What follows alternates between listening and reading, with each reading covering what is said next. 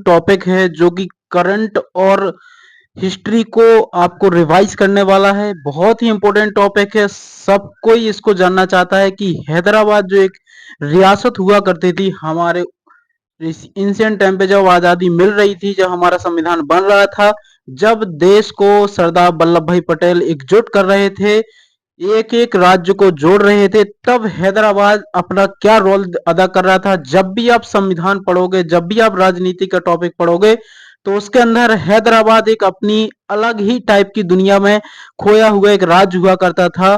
किसके कारण से क्या हुआ, कैसे विलय हुआ, सब जानेंगे इस वीडियो के अंदर।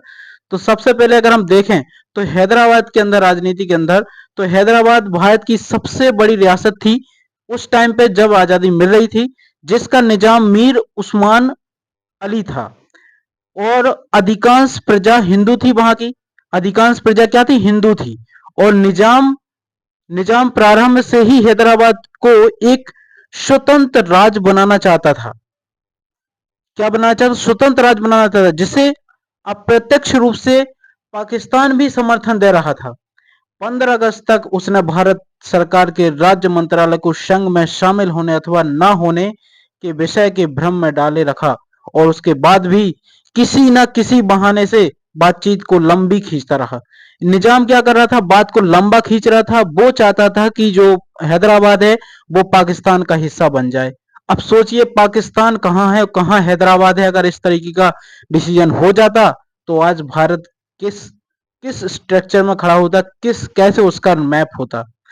आगे अगर बात करें तो जब लॉर्ड माउंटबेटन के दबाव में अंततः 29 नवंबर 1947 ईस्वी को निजाम ने भारत के साथ यथास्थिति समझौता, स्टेटिस्टिकल एग्रीमेंट नामक अस्थाई समझौता किया, हस्ताक्षर किया उसने। इसके अनुसार ब्रिटिश सरकार एवं हैदराबाद के मध्य जो संबंध थे वे ब्रिटिश सरकार के उत्तराधिकारी भारत के साथ भी जारी रहेंगे। इससे दोनों पक्षों को इस मामले का विचार करने का कुछ वक्त और मिल गया। निजाम ने यहां राजनीति खींचनी चाहिए। निजाम क्या चाह रहा था? निजाम ने सोचा कि हमें कुछ टाइम मिल जाएगा, हम उस टाइम का यूज करेंगे स्ट्रेटजी बनाने में कि हम पाकिस्तान में कैसे शामिल हो पाए और भारत से अलग कैसे हो पाए, ये सोच रहा था। इसके मामला समझौते के तहत निजाम को हैदराबाद में प्रतिनिधित्व संस्था के विकास के लिए काम किया जाना था। अब उसे कुछ काम करना पड़ेगा उस वहां पर। तो इसमें उसने क्या कहा आगे? नवाब ने जो नवाब है ने विकास की दिशा में कोई भी ठोस कदम नहीं उठाया। वो निजाम जो था उसे नवाब कहा गया, उसने कोई भी ठोस कदम नहीं उठाया उस टाइम पे। ठोस कदम नहीं उठाया विकास के लिए, लोगों के लिए, बल्कि उसके द्वारा आंदोलनकारी जो है, आक्रमणकारी आंदोलनकारियों का क्रूर दमन करने हेतु हेतु इस्लामिक जो आंदोलन कर रहे थे, जो चाह रहे थे कि हमें भारत के अंदर मिलना है, उन आंदोलनकारियों को उसने क्या किया? उसने उनको क्रूरता से दबाने के लिए एक अलग से एक सेना खड़ी कर दी। उसने कौन सी सेना खड़ी? इस्लामिक संगठन मजलिस ए इत्तेहाद उल मुस्लिमीन MIM नाम की एक पार्टी उसने बनाई, और उसके जो काम करता है, उसके जो सैनिक बनाए उसने, वो सैनिक क्या करेंगे? उस तथा रजाकार सैनिकों का उपयोग किया। और रजाकार एक मुस्लिम सैन्य संगठन था। यहाँ पे देखो, मुस्लिम सैन्य, जिसका नेता कासिम रिजवी था, जिसका नेता क्या था? कासिम रिजवी था। वो कांग्रेस से बेहद नफरत किया करता था। उस टाइम पे कांग्रेस ही थी, तो कांग्रेस से बेहद नफरत कौन करता था? जो सैन्य संगठन का मालिक था। मुस्लिम सैन्य संगठन जो बनाया गया था आंदोलनकारियों को दबाने के लिए, उसका जो प्रमुख था वो क्या था? कासिम रिजवी था। उस कासिम रिजवी ने क्या कहा कि वो कांग्रेस का तो पहले ही से क्या था? नफरत करता था, और वो भी चाहता था कि पाकिस्तान में हैदराबाद को मिलना चाहिए। रजाकार हैदराबाद के भारत में विलय के विरोध में था। रजाकार क्या चाहता था? वो चाहता था कि जो हैदराबाद सिटी है, रियासत हुआ करती थी उस टाइम पे, वो भारत में विलय ना हो। रजाकार यह चाहता था, जो सैनिक का मुखिया था। रजाकारों ने राज्य के हिंदू जनता पर भयंकर अत्याचार किए, बहुत ज्यादा भयंकर अत्याचार किए, प्रारंभ करना कुछ शुरू किया, मारकाट किए, लूटपाट की, हत्याएं की, रेप किए, बहुत सारी व्यवस्था को चरमराया उन्होंने। हैदराबाद के अंदर स्थिति भयावह हो गई। हैदराबाद राज्य से होकर गुजरने वाले रेल मार्गों सड़कों को क्षतिग्रस्त कर दिया गया, लगा क्षतिग्रस्त करने लगे वो। और हैदराबाद की स्थिति दिन ब दिन बिगड़ती गई।